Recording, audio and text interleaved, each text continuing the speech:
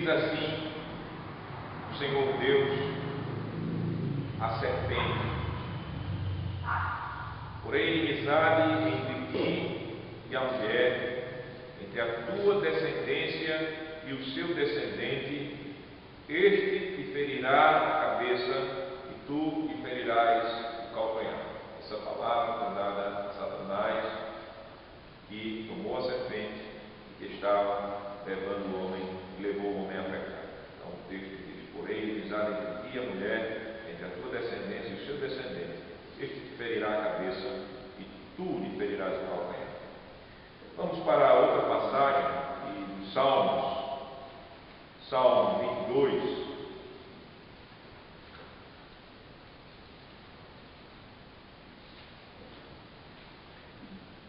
Versículos 1, 2 e 3. Salmo 22, versículo 1 a 3. Salmo de Davi.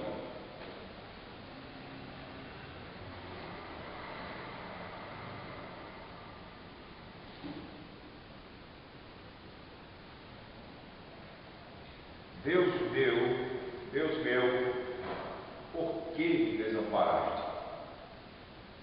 Por que se acham longe de minha salvação as palavras de meu bramido? Deus meu, clamo de dia, não me respondes. Também de noite, porém não tenho sossego. Vamos para a outra parte da Escritura, Isaías, capítulo de número 53. Isaías 53, a leitura será maior.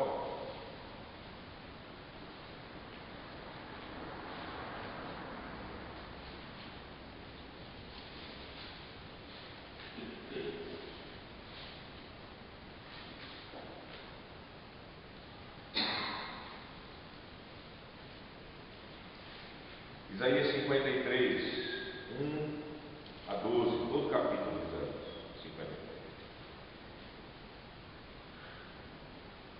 Quem creu em nossa pregação? E a quem foi revelado o braço do Senhor? Porque foi subindo como renovo perante ele e como raiz de uma terra seca. Não tinha aparência nem formosura. Olhamos, mas nenhuma beleza havia que nos agradasse. Era desprezado, mais rejeitado entre os homens, homem de dores, e que sabe o que é padecer. E como um de quem os homens escondem o rosto, era desprezado, e dele não fizemos caso. Certamente, ele tomou sobre si as nossas enfermidades e as nossas dores levou sobre si, e nós o reputávamos por aflito, ferido de Deus e oprimido. Mas ele foi traspassado pelas nossas transgressões e moído pelas nossas iniquidades. O castigo que nos traz a paz estava sobre ele, e pelas suas pisaduras fomos sarados.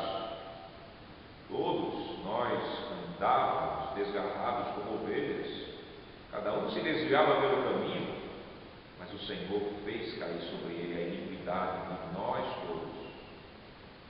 Ele foi oprimido e humilhado, mas não abriu a boca. Como cordeiro foi levado ao matador, e como ovelha muda perante os seus tosqueadores, ele não abriu a boca. O juiz opressor foi arrebatado, e de sua linhagem, quem dela cogitou? Porquanto foi cortado da terra dos viventes, por causa da transgressão do meu povo, foi ele ferido. Designaram-lhe a sepultura com os perversos, mas com o rico esteve na sua morte, posto que nunca fez injustiça, nem dolo algum se achou em sua boca. Todavia ao Senhor agradou ele, fazendo-o enfermar. Quando der ele a sua alma como oferta pelo pecado, verá a sua posteridade e prolongará os seus dias. E a vontade do Senhor prosperará nas suas mãos. Ele verá o fruto do penoso trabalho de sua alma e ficará satisfeito. O meu servo, o justo, com o seu conhecimento justificará muitos, porque as iniquidades deles levará sobre si. Por isso, eu lhe darei muitos como a sua parte. Com os poderosos repartirá ele o despojo, porquanto derramou a sua alma na morte, foi contado com os transgressores. Contudo, levou sobre si o pecado de muitos, e pelos transgressores intercedeu. Vamos agora para o texto da doutrina que nós confessamos, o Catecismo de Heidelberg. Catecismo de Heidelberg, domingo 15. Seguimos a série de pregações sobre nossa salvação e estamos continuando dentro do contexto da doutrina da Palavra de Deus, que é resumida no Credo Apostólico. Domingo 15. O que você confessa com a palavra padeceu?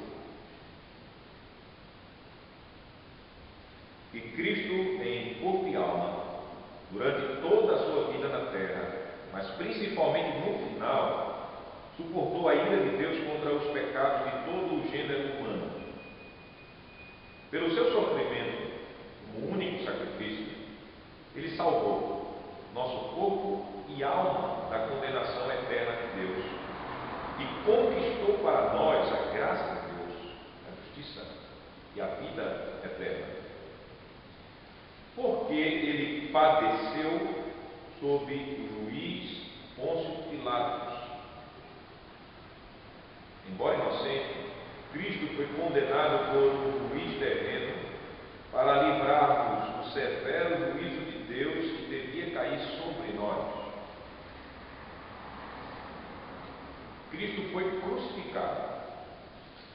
Isso tem mais sentido do que morrer de outra maneira? Tem sim, porque pela crucificação tenho certeza de que ele tomou sobre si a maldição que pesava sobre mim, pois a morte da cruz era maldita por Deus.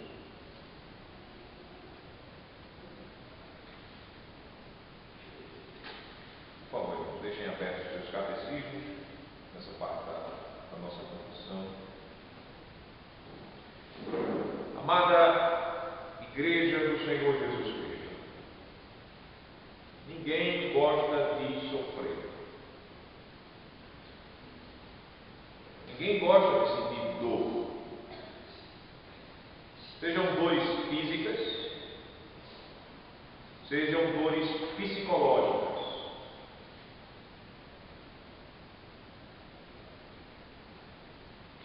O que nós podemos fazer para nos livrar da dor, nós fazemos.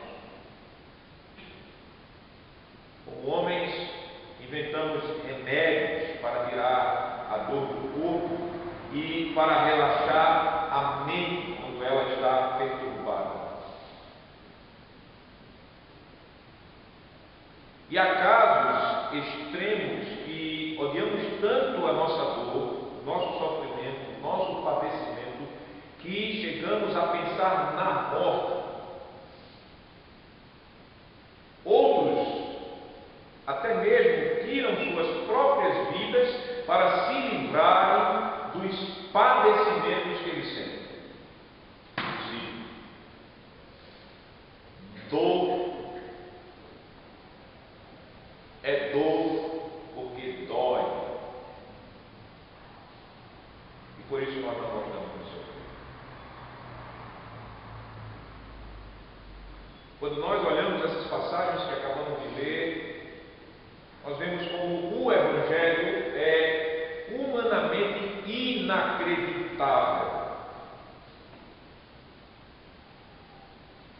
O Evangelho, ele revela que Deus, ele enviou o Filho dele para sentir o que não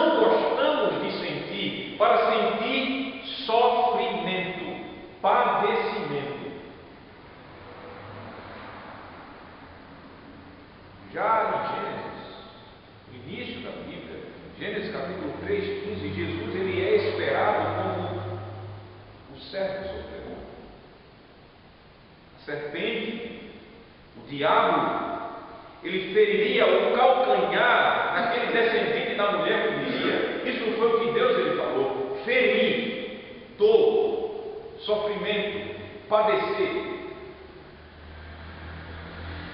O Salmo de número 22, por exemplo, que nós lemos, nós ouvimos sobre o sofrimento do Messias, o sofrimento do servo que se sentiu desamparado por Deus. Deus meu, por que me desamparaste? Ele estava em sofrimento. E o profeta Isaías, ele viu um servo sofredor, como nós lemos em Isaías 53.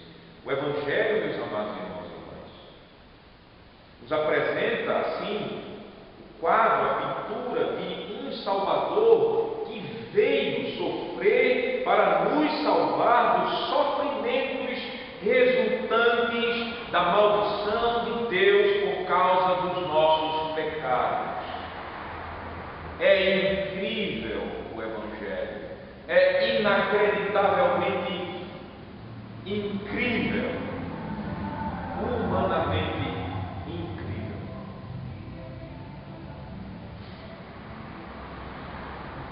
Por isso, e assim eu chamo todos a ouvirem mais desse incrível Evangelho que está expresso no seguinte tema: Jesus padeceu a nossa maldição. Esse é o tema da nossa pregação nesta manhã. Jesus padeceu a nossa maldição. Nós veremos dois pontos nessa pregação: padeceu o castigo de Deus, e em segundo lugar, a cruz é o sinal de nossa maldição. Então nós vamos ver esses dois pontos. Jesus ele foi anunciado pelos profetas como o servo sofredor. O profeta Moisés também era profeta, até o grande profeta tido por Israel, ele profetizou em Gênesis 3,15 que Jesus ele iria sofrer.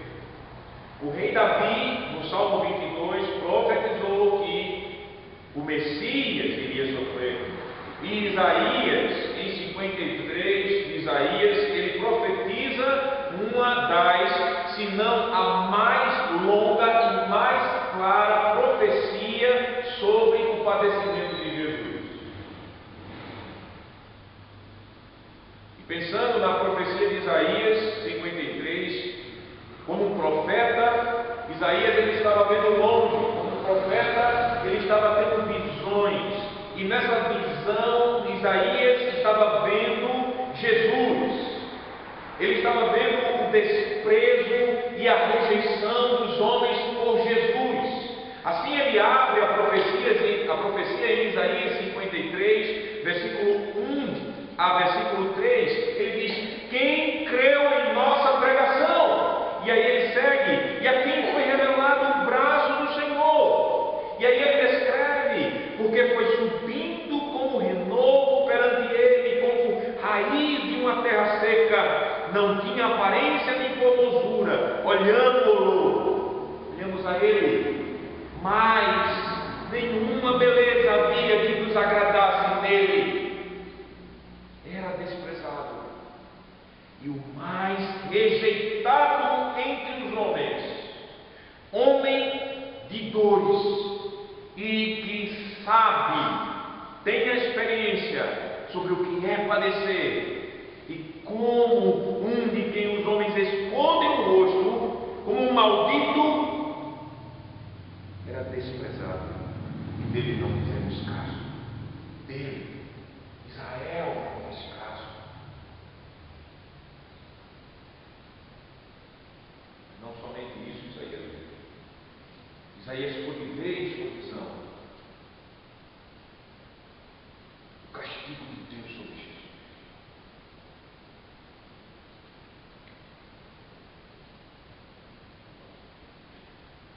Ele não conhecia Jesus,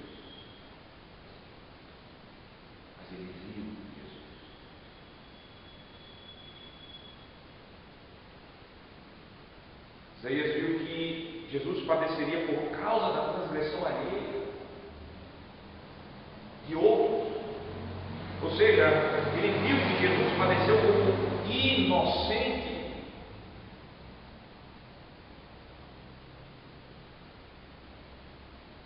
O profeta viu que o nosso castigo caiu sobre Jesus. Assim, o profeta viu que Jesus ele foi afligido, ele foi humilhado, ele foi ferido, ele foi moído, ele foi castigado, ele foi morto e sepultado, porque tomou sobre ele a nossa culpa. O castigo que nos traz a paz estava sobre ele.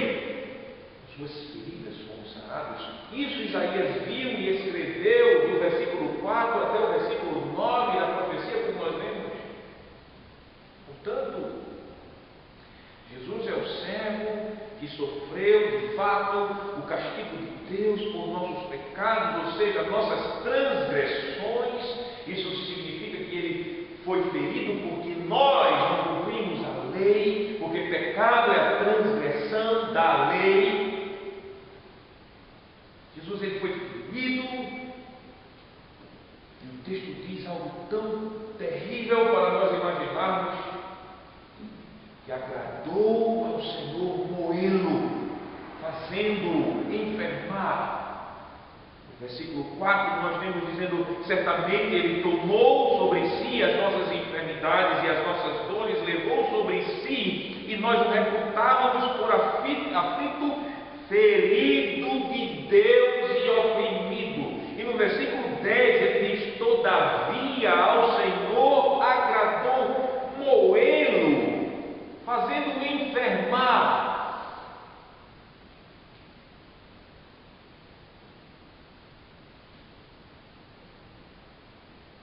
Palavras tão claras mostram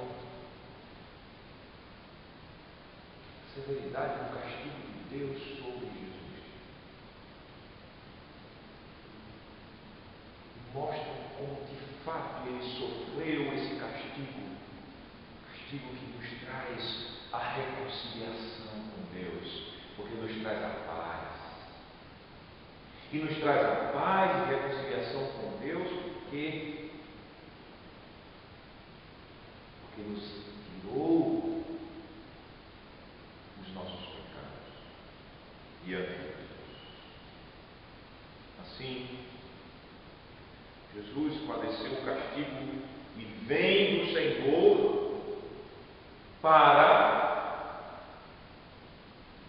pela obediência dele, de Jesus, e sacrifício, recebêssemos o perdão dos pecados e para termos justiça diante de Deus. Perfeição, como se nós mesmos tivéssemos obedecido todos os mandamentos de Deus e tivéssemos assim satisfeito a ira de Deus, que exigia a nossa morte. Ele sofreu porque Deus o fez maldito em nosso lugar. O apóstolo Paulo, ele esclarece bem esse evangelho à igreja aos Coríntios. Segundo aos Coríntios, segunda epístola, capítulo 2, o apóstolo falando sobre o ministério da reconciliação, o ministério da pregação do evangelho. Ele vai falar o que Deus fez com Jesus para que fosse possível o que Deus fez por nós. Segundo aos Coríntios, capítulo 5, versículo de número 21.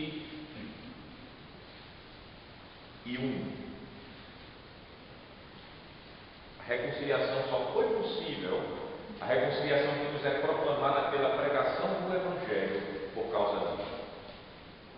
Segundo aos Coríntios, capítulo 5, versículo 21. Aquele que não conheceu o pecado,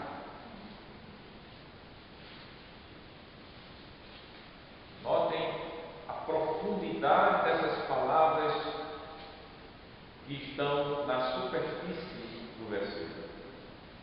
Aquele que não conheceu o pecado. Note que a teologia de Paulo está plenamente fundamentada na revelação do Antigo Testamento. Isaías viu isso. Isaías lá em 53:9 ele diz: designaram-lhe a sepultura com os perversos, mas com o rico esteve na sua morte, posto que nunca fez injustiça, nem dolo algum se achou em sua boca. Ele não conheceu o pecado, Jesus. Não pecou em atitudes, em palavras, em pensamentos. Ele não fez injustiça, nem com a língua. Como Tiago diz, que se nós conseguimos controlar nossa língua sem prejuízo, mas nem com a língua. Jesus, ele pecou, nem palavras, nem si. E voltando para o que Paulo diz, lá em 2 Coríntios, capítulo 5, 21, ele diz: aquele que não conheceu o pecado, ele, ou seja, Deus, fez pecado. Notem que o castigo que nos traz a paz estava sobre ele, ao tal ponto que quando Deus ele fez isso, ele estava fazendo como se o próprio Filho fosse o pecado nosso mesmo. O pecado.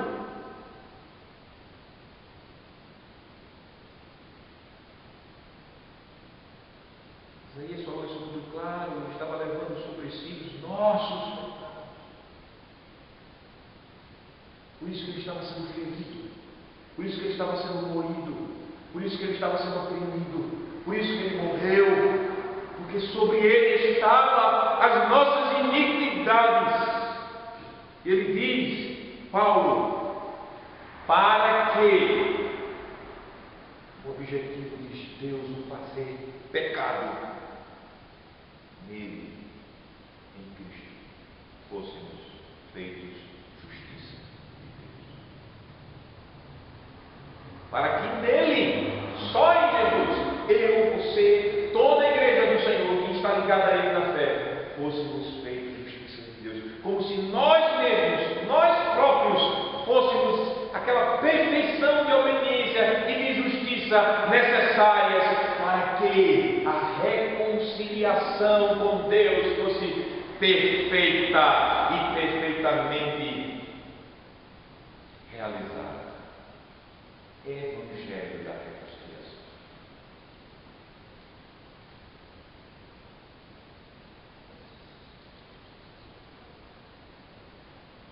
Isso é o Evangelho. Paulo falou isso. Fundamentado em toda a teologia do Antigo Testamento, que estava como que escondida de Israel, como se Israel tivesse um véu sobre os seus olhos. Mas quando Jesus veio, os seus apóstolos pregaram, era Deus retirando esse véu. E cada vez que um judeu era salvo pelo poder do Evangelho, ou um gentio era salvo, mais especificamente dentro do contexto de Deus era salvo, era como se estivesse tirando esse véu. Que o Evangelho de Cristo já estava lá como que escondido, mas no Novo Testamento ele se tornou tão explícito e o Espírito, pela pregação, abre o nosso entendimento, dando-nos capacidade para entender esse Evangelho.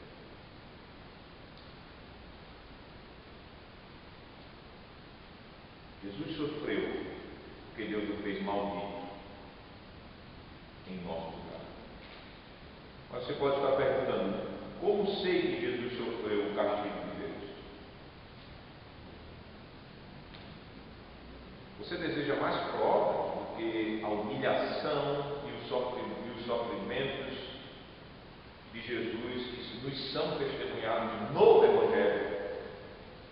Porque é o Evangelho a fonte do nosso conhecimento. Nós não estávamos lá com Isaías, mesmo que Isaías viu, nós não estávamos testemunhando todos os atos da vida de Jesus em nosso meio. Não estávamos lá.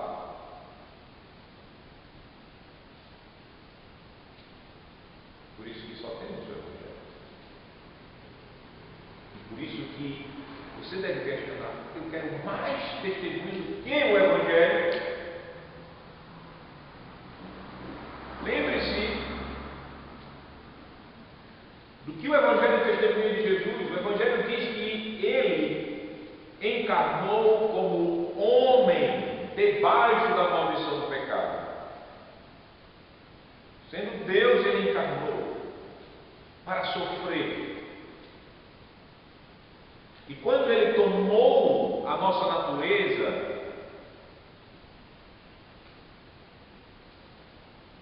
Ele tomou a nossa natureza com todas as fraquezas consequentes da queda em Adão.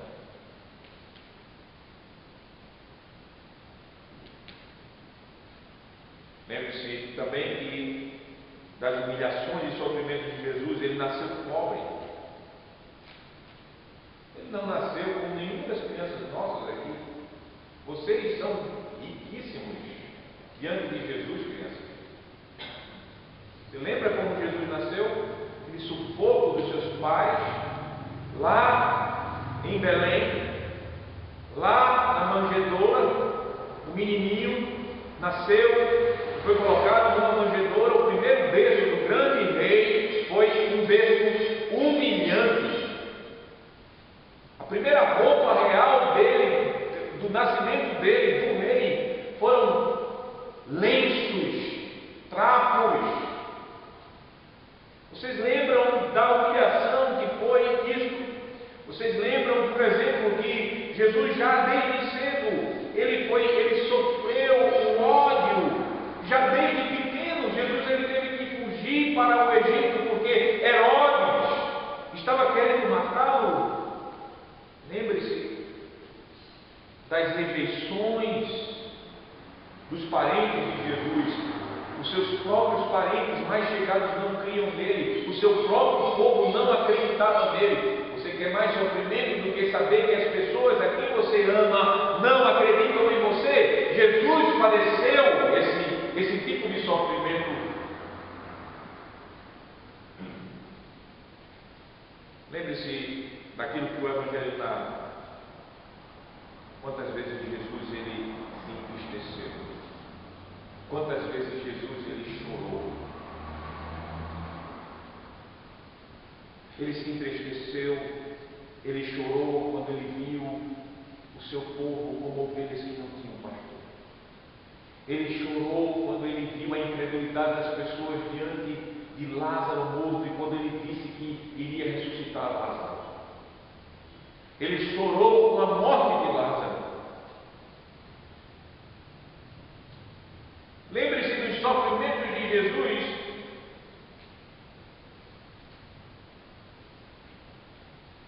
No Getsemane.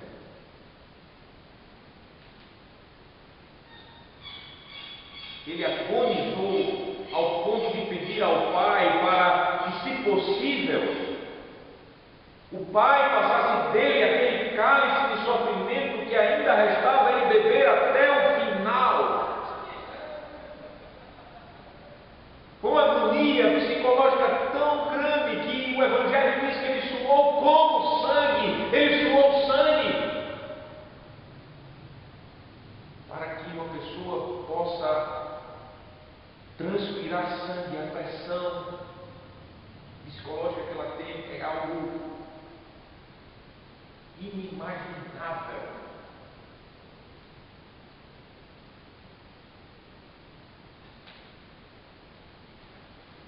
Lembre-se da condenação sobre Pôncio Pilatos, que está narrada em Lucas capítulo 23, versículo 13 a 25.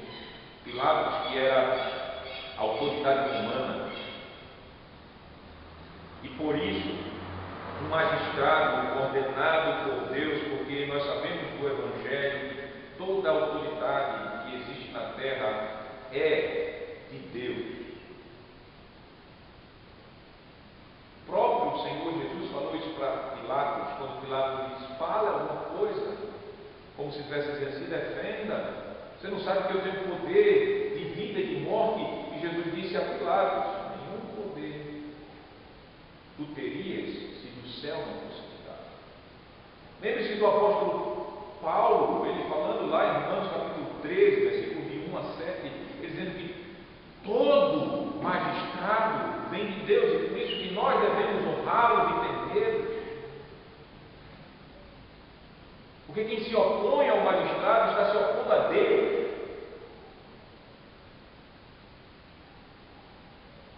Sim, quando nós estamos vendo Jesus padecendo sobre Pôncio Pilatos, e quando nós estamos vendo Pilatos declarando a inocência de Jesus e punindo Jesus,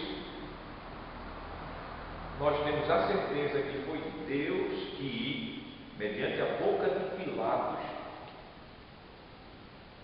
estava fazendo o seu filho sofrer a condenação, sendo ele inocente, por nós, pecadores.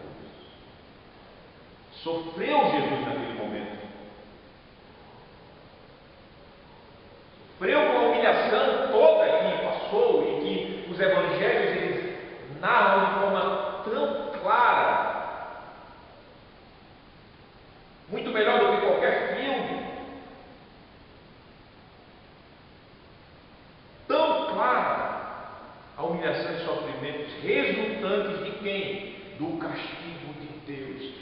Sempre a Bíblia ela está colocando dessa forma que Deus era o agente daquela situação, era Deus que estava ferindo Jesus. Ele fazia isso por mão de iníquos, por meio da maldade dos homens, sem ele ser autor dos pecados dos homens, mas na sua soberania ele estava usando as ações secundárias dos homens como sendo a sua própria ação.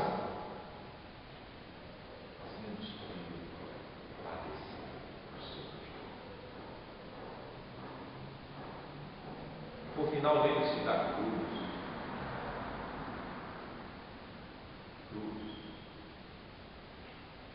Não do crucifixo, mas da cruz vazia. Lembre-se da cruz de madeira.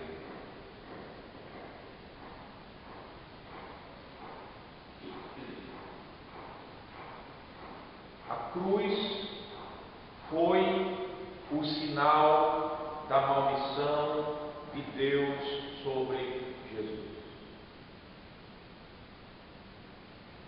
A morte de cruz foi a declaração de Deus para nós e para o mundo, lá no Monte Caveira, em Jerusalém. Foi a declaração de Deus que Jesus ele foi feito maldito em nosso lugar e para a nossa salvação, pois Deus ele diz, Deuteronômio capítulo 21, versículo 22, versículo 23. Deuteronômio, livro da lei do Senhor, capítulo 21, versículo 22, versículo 23. Deus diz: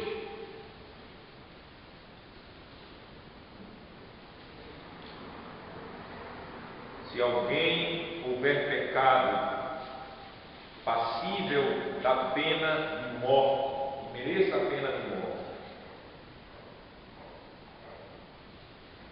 e tiver sido morto, e o pendurares num madeiro, o seu cadáver não permanecerá no madeiro durante a noite, mas certamente o enterrarás no mesmo dia, porquanto o que for pendurado no madeiro é maldito de Deus. Assim não contaminarás a terra que o Senhor teu Deus te dá em herança. Você entende? Dois motivos para tanta pressa de retirar Jesus daquele madeiro. Ordem direta da lei. Não poderia passar a noite. Mas também o sábado estava chegando. Mas o foco aqui, maldito todo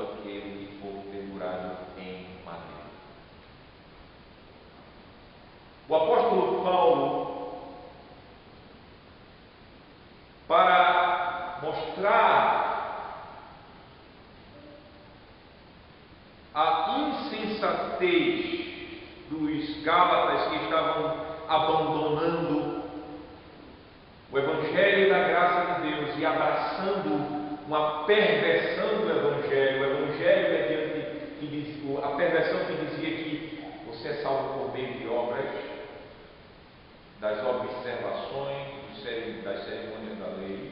Ele pegou essa passagem de Deuteronômio para mostrar o que Jesus fez para nós, por nós, para que nós não nos demovêssemos do Evangelho pelo qual nós recebemos o Espírito e a obra da salvação que Cristo fez, para essa perversão do Evangelho que é falso Evangelho e não Evangelho.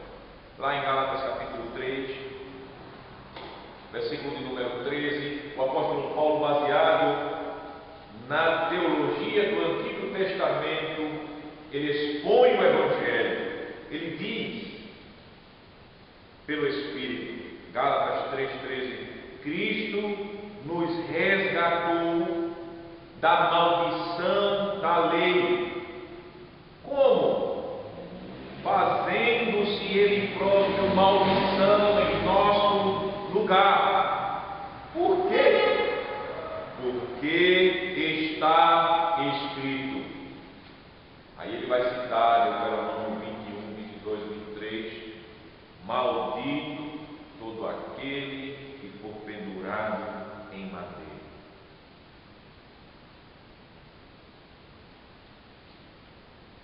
E aí no versículo 14 ele conclui essa divisão: para que a bênção de Abraão chegasse aos gentios, porque os judaizantes que estavam levando a igreja a sair do Evangelho da graça, o único Evangelho, o Evangelho da graça, a salvação mediante a fé em Cristo, a justiça de Deus, para praticar uma mistura entre judaísmo e cristianismo, negavam Jesus e a obra única de Jesus em nosso lugar para a nossa salvação. Estava querendo mover os gentios a isso. Gentios, ou seja, pessoas fora do pacto, nós, que não somos judeus. Ele diz: para que a bênção de Abraão chegasse aos gentios,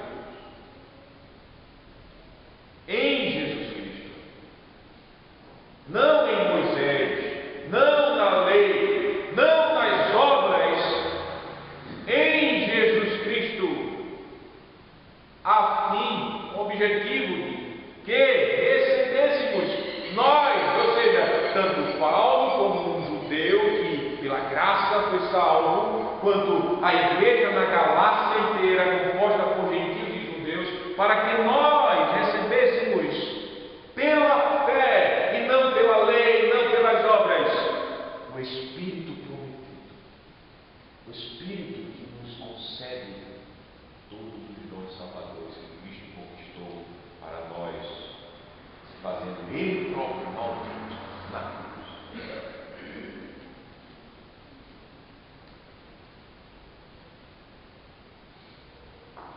Meus amados irmãos, isso é puro Evangelho que Paulo está só abrindo pelo Espírito e nos dando para vermos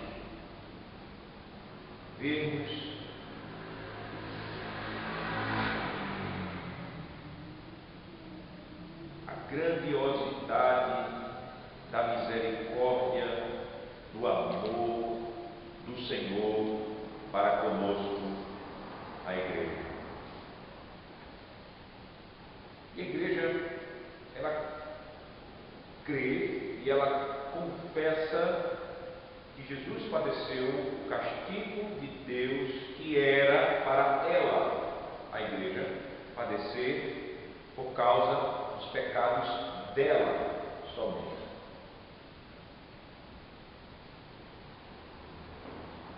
O credo apostólico é confissão da igreja cristã. E lá dizemos que Jesus padeceu sob Pôncio Pilatos. Foi crucificado. Isso é o artigo de nossa fé no credo apostólico. Toda noite no domingo nós estamos confessando essa fé. Ele padeceu sob Pôncio Pilatos, foi crucificado. E no Catecismo de Heidelberg, nós, como igreja, confessamos mais detalhes dessa fé cristã, dizendo o que significa esse padecimento. Domingo 15, que nós lemos, tem mais explicações sobre essa fé, do padecimento de Jesus, sua morte e crucificação, faz parte da sua humilhação por nossa salvação. Vamos lá para o domingo número 15. Pergunta e resposta 37.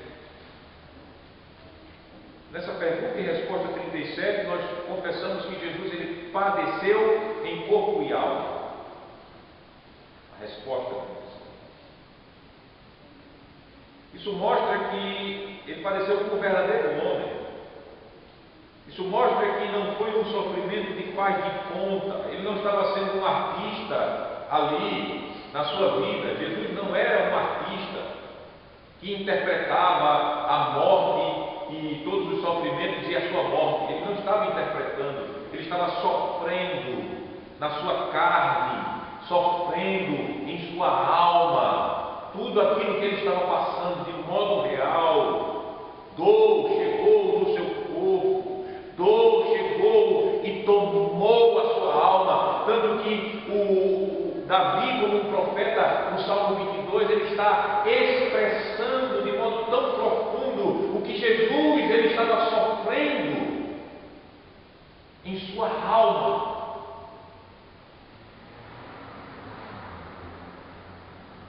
Ele passou em Getsemane, era sofrimento psicossomático, como se diz mesmo, da alma que passa para o corpo ao ponto de estourar e sair sangue pelos seus poros. Era sofrimento em corpo e alma, plenos, reais, na cruz, na morte. Nós confessamos na resposta de número 15, ou a resposta 37, perdão, que Jesus ele sofreu a ira de Deus contra os pecados de todo o gênero humano. Preste atenção, por favor, na palavra gênero, raça. O que significa isso? Todo gênero. Preste atenção na palavra gênero, raça. Será que aqui nós estamos confessando que Jesus ele morreu por cada homem nascido de mulher? Será que é isso? Será que nós temos um artigo de nossa fé arminiano? Não. Seria uma contradição com a palavra de Deus se estivéssemos dizendo que Jesus ele morreu por cada homem da face da terra. Por que seria uma contradição com a palavra de Deus?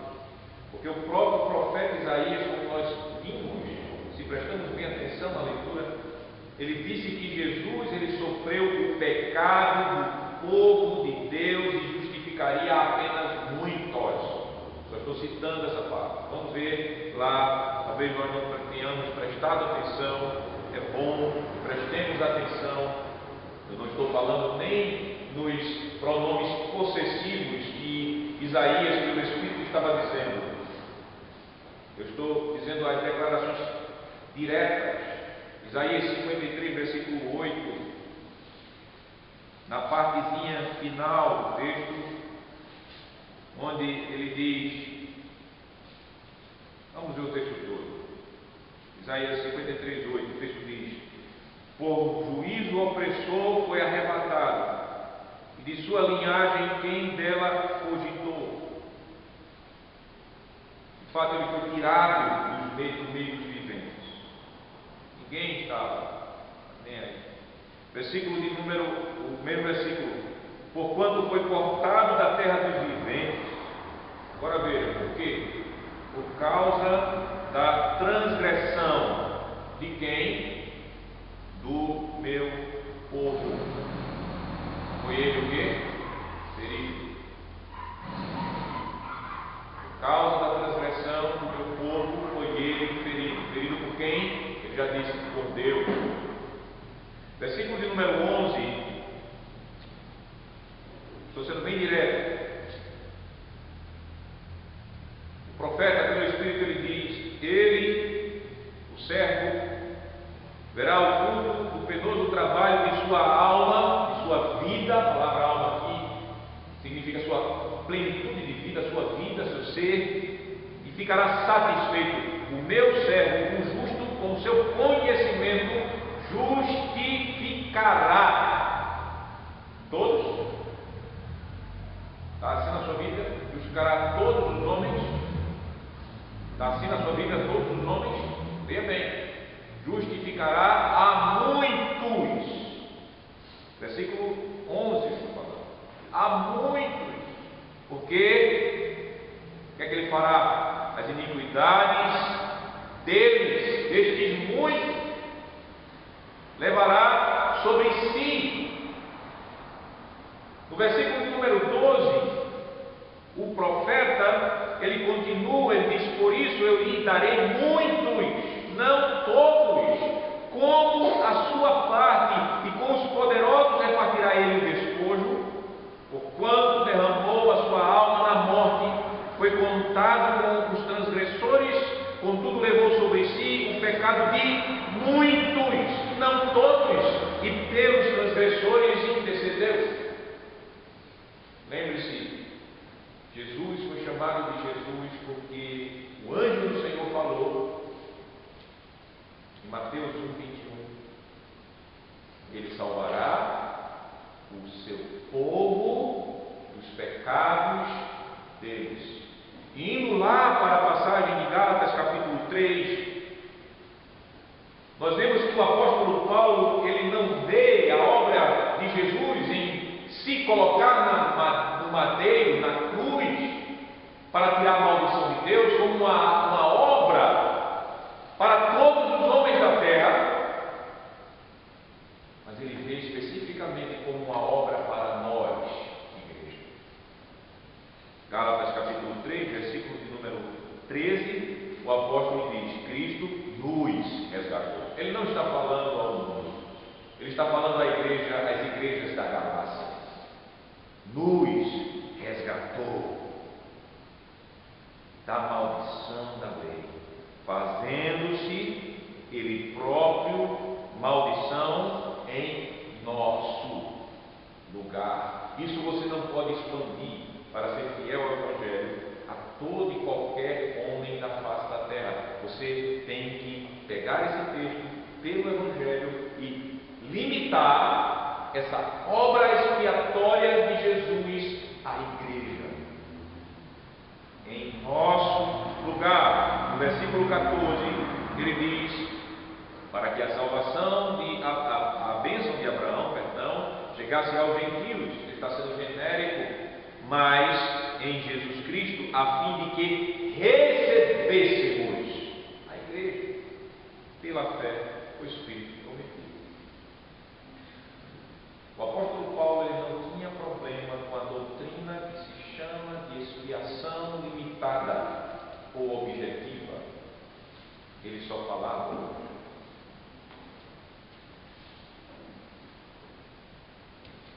É claro que a morte de Jesus, ela teve poder e teve valor infinitos para perdoar todos os pecados dos homens, incluindo até mesmo o pecado dos demônios. A obra de Jesus tem poder para isso. Se isso fosse a vontade de Deus, fazer que a obra dele fosse para isso, mas o Evangelho nos mostra que o desejo de Deus, o desejo soberano, gracioso, misericordioso, amoroso do Senhor, foi dar o seu Filho como oferta somente pelo pecado do povo eleito por Ele para a salvação. Somente por pura graça, mediante a fé em Cristo. Essa é a palavra de Deus, que devemos assim glorificá-lo quando estamos ouvindo essa palavra. por sua soberana vontade na salvação, fazer o seu filho ser castigado objetivamente por seu povo. A palavra gênero ensina isso. Que a palavra gênero, ela ensina que nós participamos do pecado e maldição comuns a todo gênero humano, ou seja, raça humana. Ou seja, meus irmãos e minhas irmãs, o meu pecado, o seu pecado, porque crente peca. Alô, crente peca. Não se surpreenda com os pecados seus, que é crente. Não se surpreenda com os pecados da sua esposa, do seu marido, que são crentes, dos seus filhos que pertencem à aliança do Senhor. Não se surpreenda. Espere, filho, espere, filha. Nós somos pecadores miseráveis.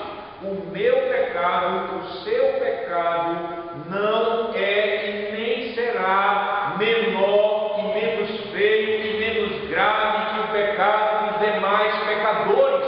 Bote isso na sua cabeça, por favor. O meu e o seu pecado, quanto à natureza dele, é igual, sempre foi, aos pecados dos outros.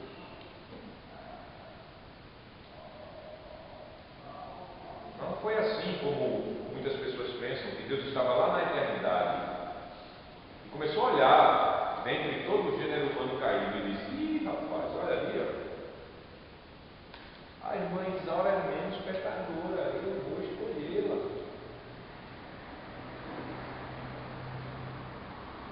Léo, rapaz, é quase um anjo, eu vou chamá-lo para o meu povo. Não!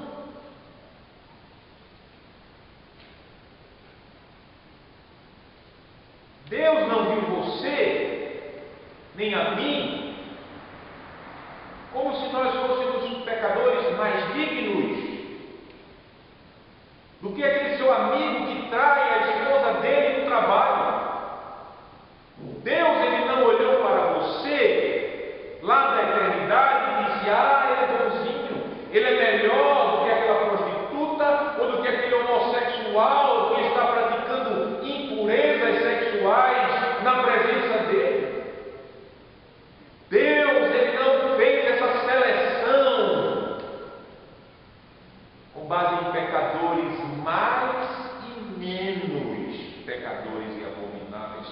Não está isso no Evangelho. Pelo contrário, o Evangelho diz que todos pecaram e destituídos estão da glória de Deus. Todos, não há um justo sequer, nenhum sequer. Todos se extraviaram, todos são malvados, todos são depravados. É isso que o Evangelho diz. É isso que Deus viu em mim e em você lá na eternidade.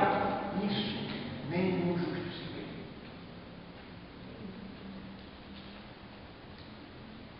Desde a concepção temos o pecado original, porque somos juntos malditos com Adão e em Adão.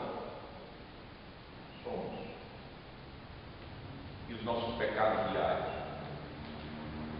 estão fazendo Deus diariamente, em todo instante, irado contra o gênero humano. Durante toda a nossa vida, enquanto estivermos aqui, mesmo os crentes, não cumpriremos perfeitamente a lei de Deus. Aquilo que você quer é aquilo que você não faz. Você, como regenerado, você quer amar a Deus, mas você não consegue fazer, porque ainda em você resta o pecado. Paulo, um apóstolo, disse isso.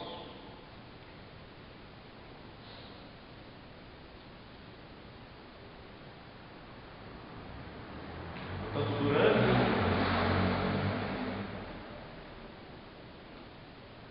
quando nós estamos vendo aqui, o nosso catecismo diz que ele suportou a ira de Deus contra o pecado de todo o gênero humano. porque o castigo que caiu sobre Jesus não é menor que o castigo que cairá sobre os ímpios no juízo final. Castigo de Deus contra o gênero humano caído, todo o gênero humano. Ele padeceu para que pelo seu sofrimento, como único sacrifício, ele salvou o nosso corpo e nossa alma da condenação eterna e conquistou para nós a graça de Deus, a justiça e a vida eterna. Se não fosse assim, nós estaríamos com todo o gênero humano caído e não teríamos nenhuma dessas bênçãos que ele conquistou para nós: graça de Deus, justiça de Deus e vida eterna. Nunca teríamos, estaremos juntos com todo o resto do mundo. Por isso, meus amados irmãos, por isso você, meu irmão, minha irmã, você pode ter certeza disso.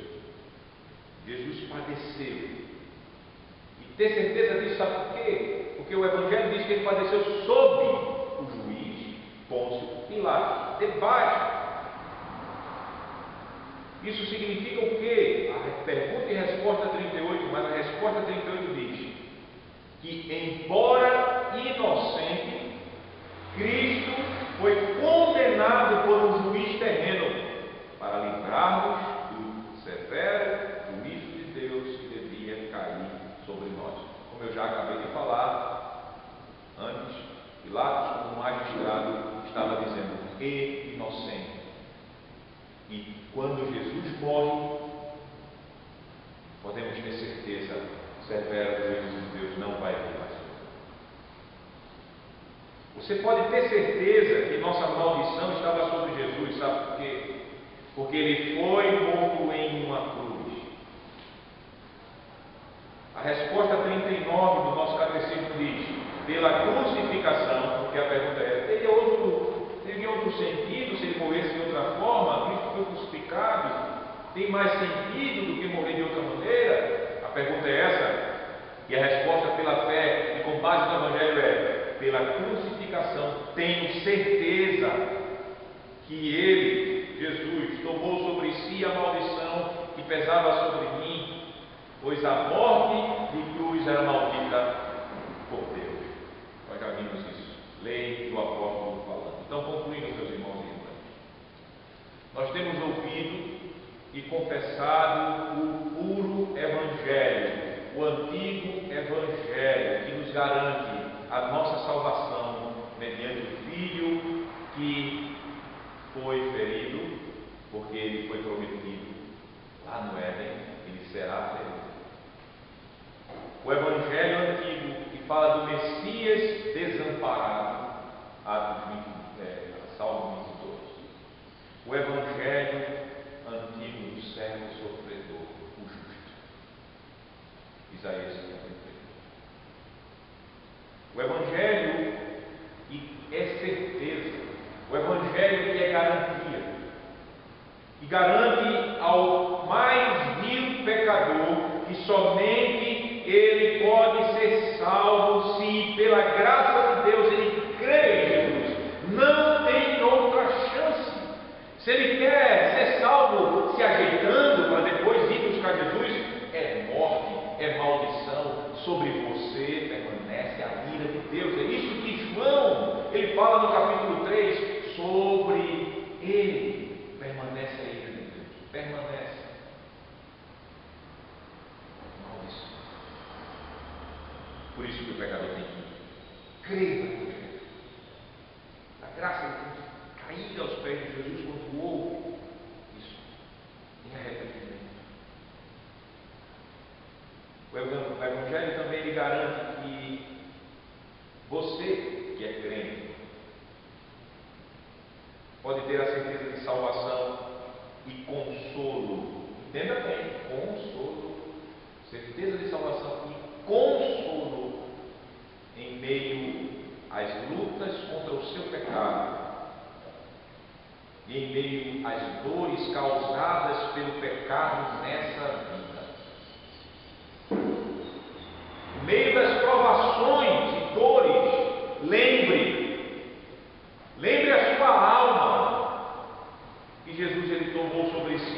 a maldição que pesava sobre você. Não fique pensando, porque fulano não sofre tanto quanto eu. Porque não sei. Não, pare com isso, deixe dessa conversa diabólica, carnal, mundana, de ficar querendo se consolar, buscando razão, porque fulano não sofre tanto quanto você. Deixe isso, olhe para o Evangelho. É o Evangelho, não é autoajuda, não é psicologia, é o Evangelho. O Evangelho ele diz que você pode, no meio das provações e dores dessa vida quebrada pelo pecado, no meio dos seus sofrimentos que são causados por seus pecados ou pelos pecados de outros, você pode ter paz e consolo. É Evangelho. Porque qual maior consolação você pode ter do que saber que Jesus levou sobre ele os seus pecados? Aquela Bíblia que você tem pode até ser grande, mas não é maior do que a Bíblia que o Senhor Deus em Cristo pagou por você. Uma doença terrível que você pode ter, um câncer, pode ser uma doença mortal e terrível que tira de fato a nossa tranquilidade, desestabiliza. Mas não é maior do que o câncer do pecado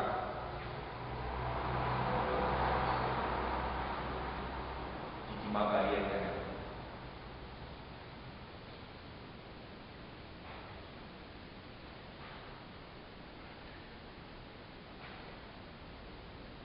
Por isso que a dívida e as dores psicológicas e físicas do câncer, um crente pode louvar a Deus e pode ter consolo na alma, pode dar glórias a Deus, pode até chorar, mas em sorrir ao mesmo tempo. Ele tomou sobre si a nossa culpa, os nossos castigos, o nosso castigo estava sobre ele. Por isso você, meu irmão, minha irmã, confie no Senhor, tenha segurança no Senhor, viva no Senhor, mesmo em meio a quedas e fraquezas. Olhe e segura no Evangelho do servo que padeceu nossa maldição. Jesus, ele padeceu. E por isso abomine o pecado e fuja do pecado. Foram esses pecados, a sua mentirinha, ou a sua mentirona, a sua ira, ou o seu desprezo pecaminoso, as suas ansiedades, as suas fofocas, ansiedade fruto de idolatria, as suas fofocas,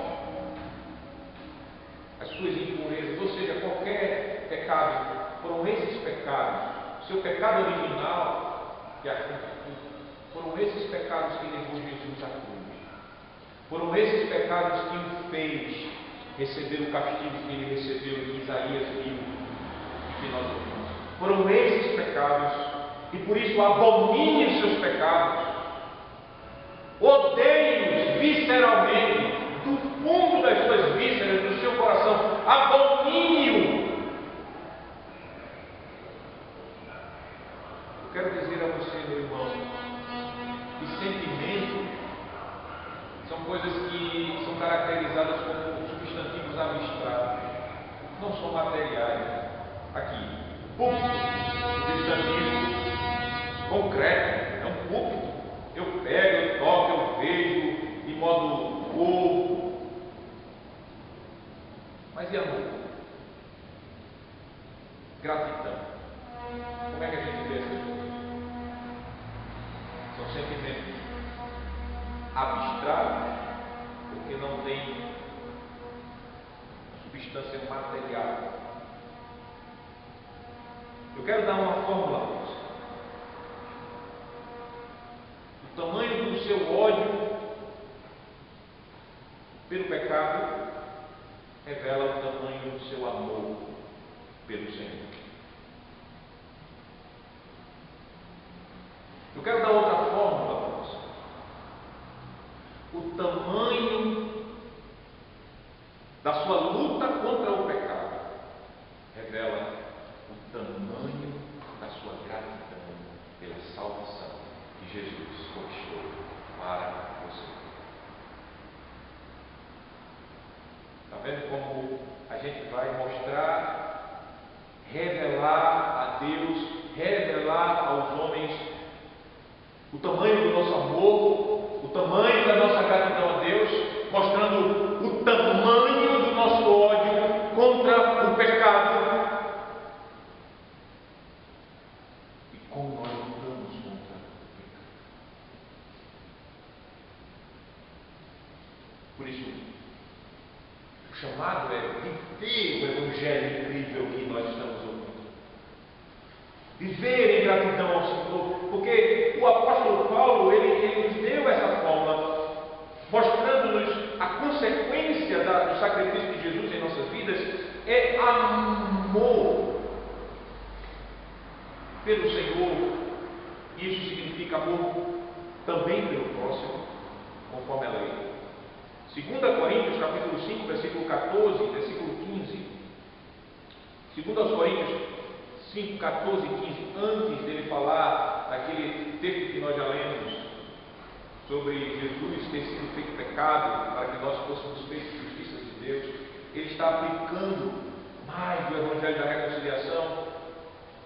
Ele fala, 2 Coríntios 5, 14 a 15, ele diz: pois o amor de Cristo nos constrange, porque julgamos assim, depois que a gente ouve o Evangelho, a gente chega à conclusão: se um morreu por todos, logo todos morreram. E ele morreu por todos. Obviamente, esse todos aqui é toda a igreja, todos aqueles a quem representavam. Para quê? Para que os que vivem não vivam mais para si, mas para aquele que por eles morreu e ressuscitou. Então, a consequência lógica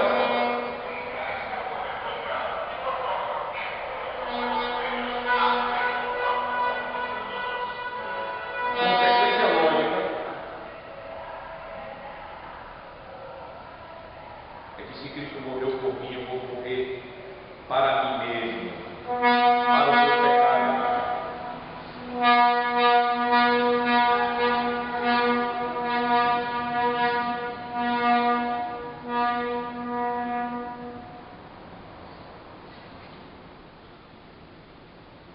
Eu não vou viver para mim, vou viver para Ele, vou viver para o serviço dele. Porque Ele morreu por todos aqueles a quem pertencem a Ele, para que esses, ou seja, a igreja, vivam não mais para si mesmos, mas para aquele que por eles morreu e ressuscitou. O viver Cristo. Aqui está sendo falado. Não é impressionante o Evangelho? Não é incrível o Evangelho? O Evangelho é impressionante ao ponto de ser necessário a obra soberana do Espírito de Deus para nos fazer aceitá-lo. Porque se não for a obra de Deus em nós, nos regenerando, nos concedendo fé, nos fazendo e conduzindo a crer no Evangelho, não há como crermos. É inacreditável. Esse Evangelho nos revela e nos chama assim a confiar só em Deus. A confiar que Jesus padeceu por nossa maldição, padeceu o castigo de Deus. A cruz foi o sinal dessa nossa maldição que Ele tomou para si. Por isso, glorifiquemos a Deus.